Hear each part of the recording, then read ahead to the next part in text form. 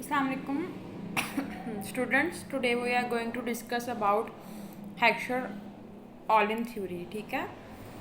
Here H stands for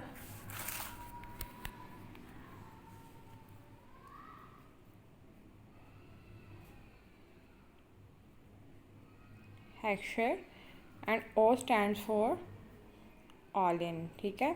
ये दो economist थे आपके पास, इन्होंने मिलके एक मॉडल या कह लो आप थ्योरी एक रिप्रेजेंट की थी. ठीक है. इसको थ्योरम भी कहा जाता है.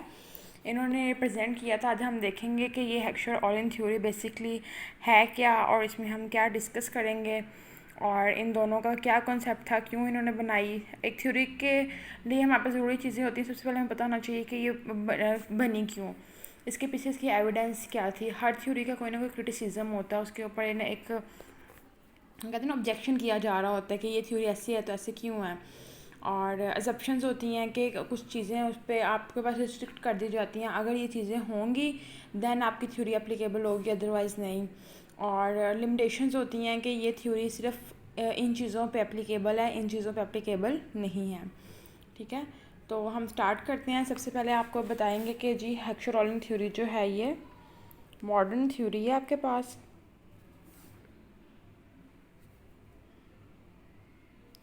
मॉडर्न थ्योरी है इंटरनेशनल ट्रेड की.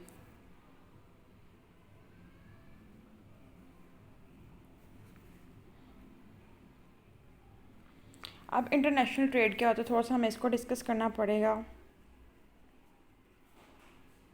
बहुत कॉमन वर्ड है, आई होप आपको आइडिया तो उसके बारे में होगा ही, लेकिन फिर भी हम डिस्कस करते हैं. तो इंटरनेशनल ट्रेड आपके पास ट्रेड होता है, trade with in and outside the boundaries of country. With in and outside boundaries of country. आप अपनी कंट्री और किसी और कंट्री के साथ जो ट्रेड कर रहे होते हो उसको आप इंटरनेशनल ट्रेड कंसीडर करते हो. उसकी ये थ्योरी है जिसको हेक्सचर ऑलिन थ्योरी कहा जाता है. इन दोनों दो लोगों ने मिलकर ये थ्योरी प्रेजेंट की थी.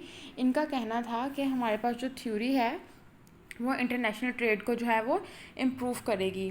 ठीक है. इसको थ्योरी भी कहा जाता है और इसको थ्योरम भी कहा जाता है. सबसे पहले हम बात करते हैं फैक्टर्स एंड डॉर्मेंट्स की.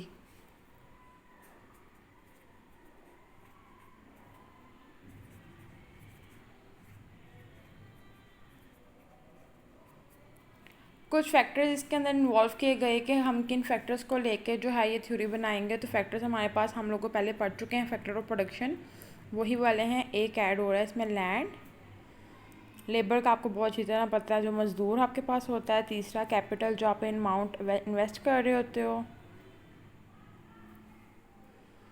एंड फोर्थ वन इज़ यहाँ पे ऑर्गेनाइजेशन कौन है. यहाँ पे नेचुरल रिसोर्सेज को बात की गई है. नेचुरल रिसोर्सेज क्या हैं, वो चीज़ें जो आप ज़मीन के अंदर से निकालते हो, जैसे like call, mineral, gold, silver. ठीक है.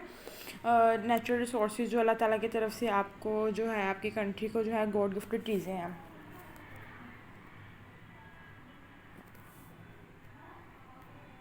ठीक है.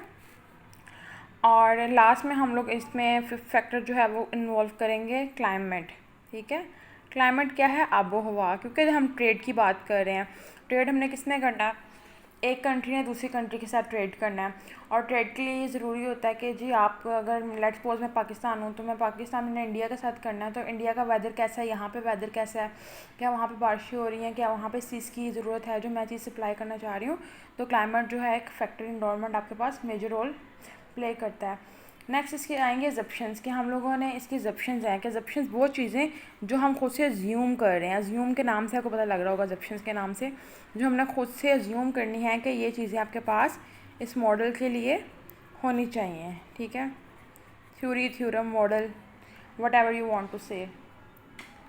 फर्स्ट ऑफ ऑल आपके पास दो कंट्रीज़ होनी चाहिए. ठीक है. Just like China, Pakistan. ठीक है. और दो कंट्रीज़ होनी चाहिए. ठीक है. दो आपके पास जो हैं फैक्टर्स होने चाहिए. अब दो फैक्टर्स कौन कौन से हम इनमें से लेंगे, लैंड और सॉरी लेबर और कैपिटल. ठीक है. लेबर ले लेते हैं और कैपिटल. दो ही लेने हैं, not more than two. Two countries, two factors of production. ठीक है. नेक्स्ट आपके पास है टू कमोडिटीज़, कमोडिटीज़ किसको कहते हैं? अशिया को। आप इसकी जगह पे गुड्स भी लिख सकते हो, ठीक है। दो ही चीज़ें आपके पास होनी चाहिए। अब दो चीज़ें कौन सी होंगी? या तो वो लेबर इंटेंसिव होंगी, या तो लेबर ने मतलब बनाई होगी, ठीक है, या तो वो आपके पास बाय मशीनरी बनी होगी, वो कैपिटल इंटेंसिव होगी।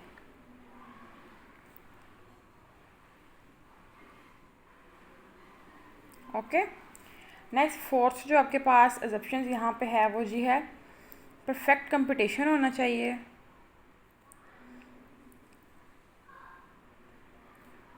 परफेक्ट कंपटीशन किस किस का कंपटीशन होना चाहिए? दोनों गुड्स का, ठीक है, और दोनों मार्केट्स का, फैक्टर मार्केट्स का, कैपिटल मार्केट, लेबर मार्केट, और लेबर इंटेंसिव गुड्स और capital intensive goods. Perfect competition से मुराद, आपने परफेक्ट कंपटीशन का टॉपिक पढ़ा है। परफेक्ट कंपटीशन क्या होता है? जहाँ पे बहुत ज़्यादा सेलर्स और बहुत ज़्यादा बायर्स होते हैं। तो आपके पास ऐसी मार्केट्स होने चाहिए जहाँ पे बहुत ज़्यादा सेलर्स, बहुत ज़्यादा बायर्स हों, कोई भी आपके पास मार्केट में एंटर हो सके, कोई भी जा सके, ठीक है। फिफ्थ आपके पास अजप्शंस है, आपके पास जो प्रोडक्शन फंक्शन है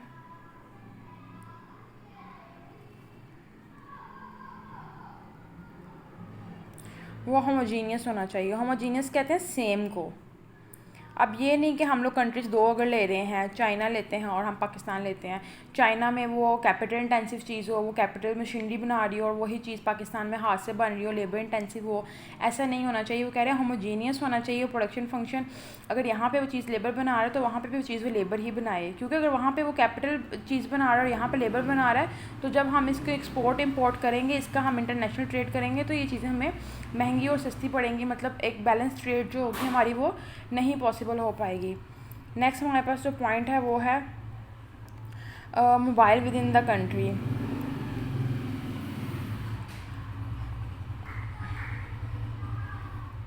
हमारे जो गुड्स हैं, ठीक है, अब हम उनको अपनी कंट्रीज़ के अंदर जो है हमारे पास मोबिलिटी पॉसिबल होनी चाहिए, ठीक है।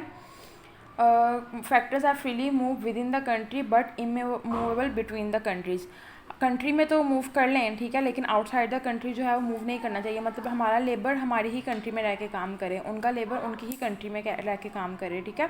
फैक्टर्स भी ऐसे होने चाहिए और हमारी जो कमोडिटीज़ हैं वो भी ऐसी ही होनी चाहिए। नेक्स्ट हमारे पास है टू, कौन सा पॉइंट आएगा? 7।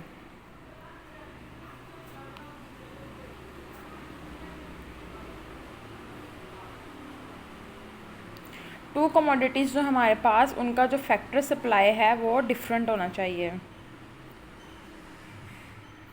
अब डिफरेंट कैसे होना चाहिए? जस्ट लाइक अगर मैं कहूँ पाकिस्तान में एक जो लेबर है वो दिन में 5 बैग बना रहा है, तो क्या चाइना में भी सेम सिचुएशन होगी? डजेंट मैटर, डिफरेंट हो सकती है। वहाँ पे मे बी आपके पास जो वन लेबर है उसकी प्रोडक्शन ज़्यादा हो या फिर कम भी हो सकती है, ठीक है। तो कोई इस बात से मेजर इफेक्ट आपको देखने में नहीं आएगा। नेक्स्ट है आपके पास फैक्टर इंटेंसिटी है वो भी डिफरेंट होनी चाहिए। फैक्टर इंटेंसिटी से क्या मुराद है? काम करने की जो पावर है, ठीक है, लिखते जाते हैं।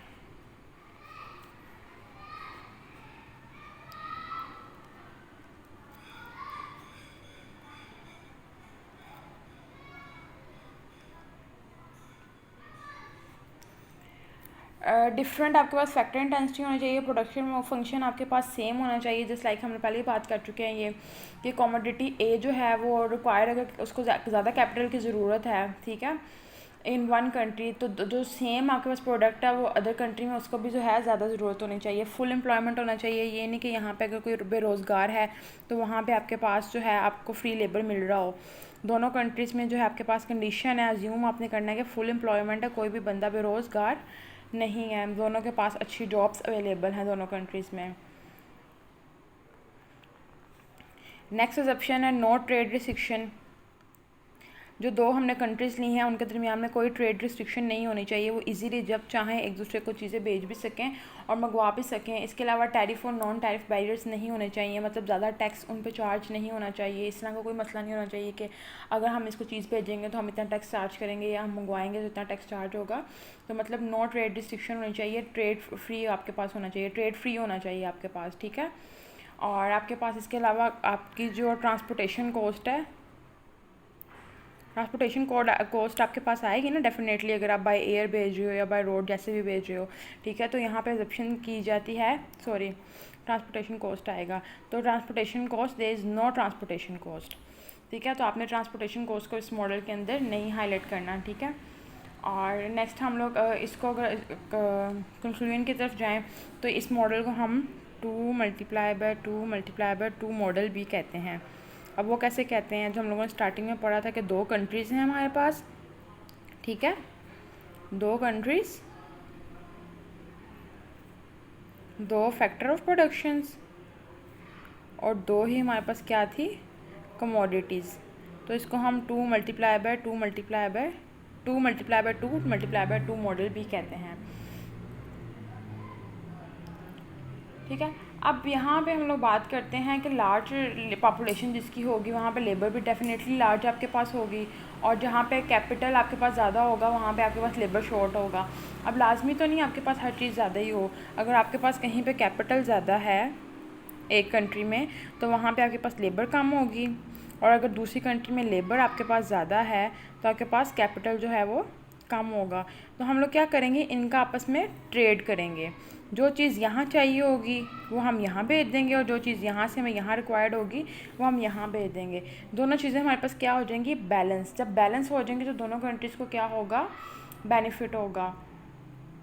Theory holds good if the capital abundant country has a distinction between labor intensive goods and labor abundant goods, has a distinct preference for the capital intensive. If it is not, the theory may not hold good.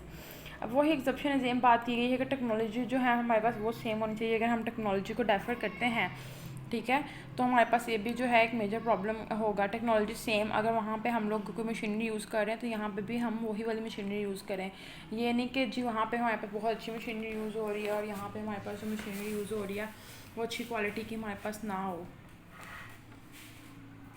ठीक है। Next है हमारे पास limitations के ये जो law है इन चीज़ों पे एप्लीकेबल नहीं है, या यहाँ पे ये थ्योरी जो है हमने नहीं लगानी।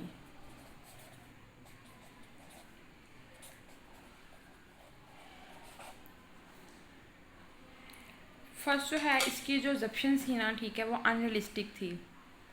इसके एग्जप्शंस जितनी हम लोगों ने पढ़ी इतनी ज़्यादा रियलिस्टिक नहीं थी। ऐसा पॉसिबल ही नहीं है कि फुल एम्प्लॉयमेंट हो हर जगह पे, ऐसा कभी होता है?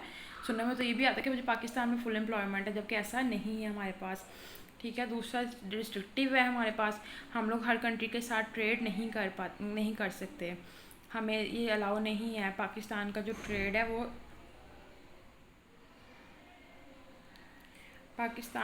ट्रेड है वो इसराइल के साथ रिस्ट्रिक्ट है, ठीक है, अलाउ नहीं है ट्रेड करना। तो ये भी एक आपके पास लिमिटेशन है, ठीक है। स्टैटिक इन नेचर, कुछ चीज़ें आपके पास ऐसी देखने में आती हैं जो स्टैटिक इन नेचर होती हैं, हर चीज़ जो है आप लोग अज्यूम नहीं कर सकते।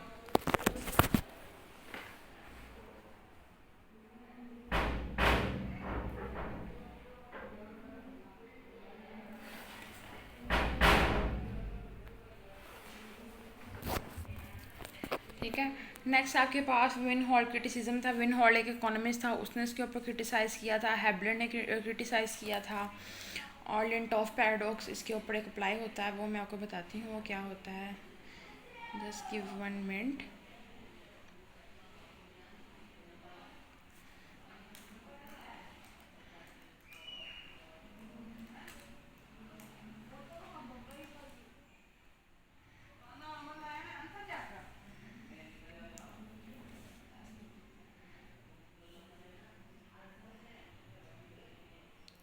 ये आपके पास एक क्रिटिसिज्म किया गया था लिंटॉफ पैराडॉक्स के।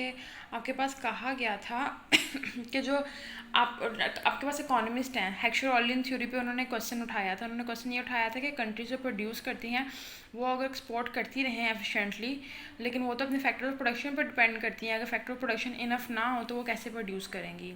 ये आपके पास जो था वो लिंटॉफ पैराडॉक्स था। ये भी आपके पास एक ऑब्जेक्शन लगाया गया था कि अगर हमारे पास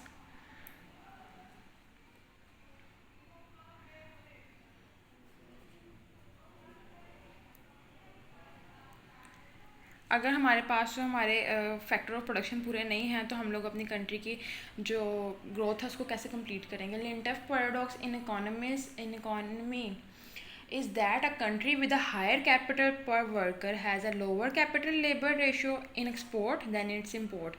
The econometric find was the result of Wassels-Lintoff attempts to test the Hexagon theory empirically. Lintoff paradox से कॉन्सेप्ट है, इसने चेक किया था कि अगर एक कंट्री जो है उसकी रेशो जो है लो कैपिटल लेबर रेशो, तो डेफिनेटली उसकी एक्सपोर्ट्स जो होंगे वो ज़्यादा होंगे एज़ कम्पेयर टू इम्पोर्ट। इस केस में जो है हमारे पास थ्योरी जो है वो लिमिटेड है, थ्योरी जो है एप्लीकेबल नहीं है।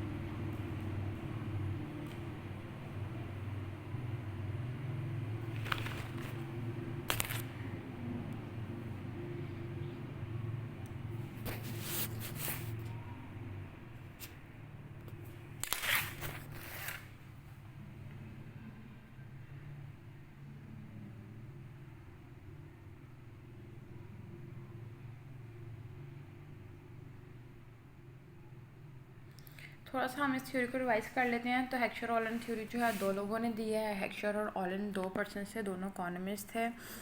दोनों ने इस थ्योरी को प्रेजेंट किया इंटरनेशनल ट्रेड के लिए, ताकि हम लोग दूसरे मुल्कों के साथ तिजारत कर सकें।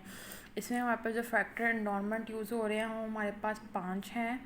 First one is land, labour, capital, natural resources and last one is climate. Assumptions फिर हम लोगों ने देखी, इसकी 1 बाय 1 एजप्शंस ये लिखी हुई हैं, आप लोग इसको लेक्चर से नोट भी कर सकते हो, और अगर आप लोग इसकी पिक्चर चाहिए होगी तो आप लोग मुझे बता दीजिएगा, मैं आपको ग्रुप में इसकी पिक्चर भी सेंड कर दूँगी, ठीक है। अदरवाइज़ नेट से आपको सारा डाटा जो है अवेलेबल होगा। नेक्स्ट जो हम लोगों ने नेक्स्ट लेक्चर में पढ़ना है वो classical theory of international trade है।